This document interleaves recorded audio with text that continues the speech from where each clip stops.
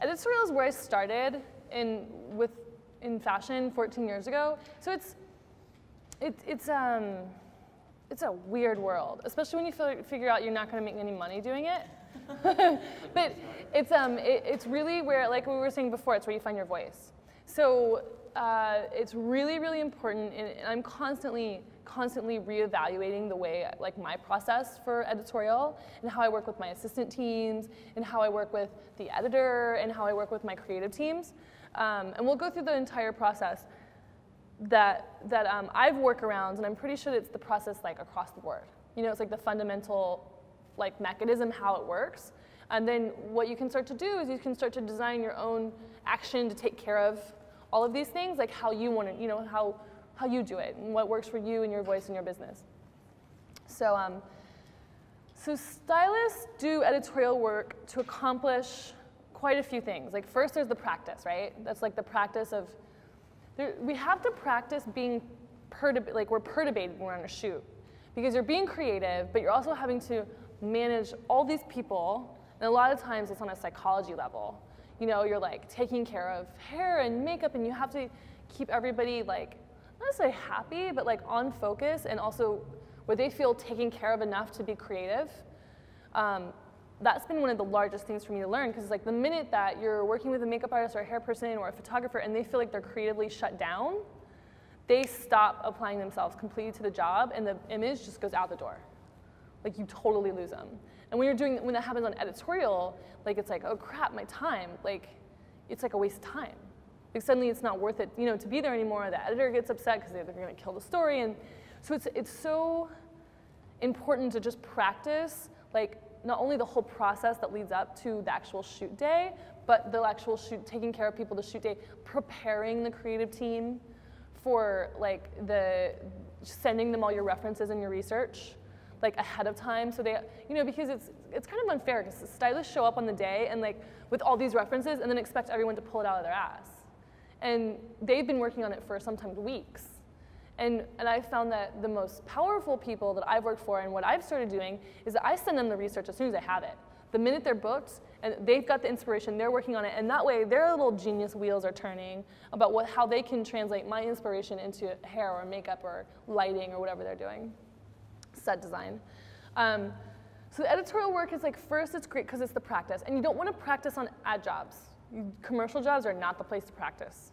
You'll get practice doing them, but there's just so much more, your financial security is at stake.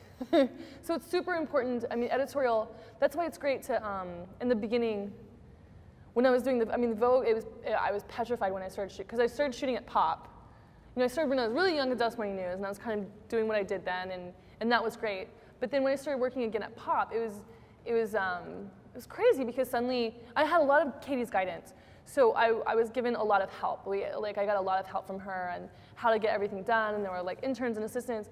But when I started doing Vogue, it's like, I was doing Vogue twice a week, and I was practicing, and I was like, but this is for Vogue, like I can't mess up. Like I gotta be really careful about my P's and Q's. So that's why after I started working for Vogue, I also took on a couple, like an Italian magazine, another magazine, so I can start practicing with places where I could maybe be a little more creative, or I could try my luxury woman voice out in this area and kind of do a different, like I did a couple things for like Dazed and Confused, where I got to do like the fun younger stuff. You know, so it's good to kind of practice with magazines that maybe like a little bit loose, you know, like the Nylons of the world and the Dazed and Confuses of the world, because they're a little bit more like loosey-goosey with like their structures and stuff, and they give you a little bit more room to play. I mean, they still cut stories if they don't like them, but with those younger like fun magazines, you just have a little more room to practice. So the other thing about editorial work is, you know, like we've talked about all morning, is voice. Is that's where you really, really find your voice. And it's the practice of just shooting for magazines, and it just starts to come. It starts to become really apparent. And this is also another thing we talked about, the identity and marketing that comes with editorial. Editorial is the only thing where our name is in print on our work, as far as I know.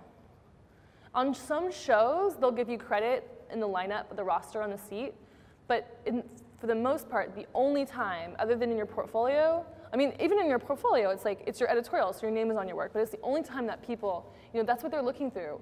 With the top in the business, they're all looking through editorial to see the credits. And the top people all read credits. They read everything. So it's the only place where we get our name on our work.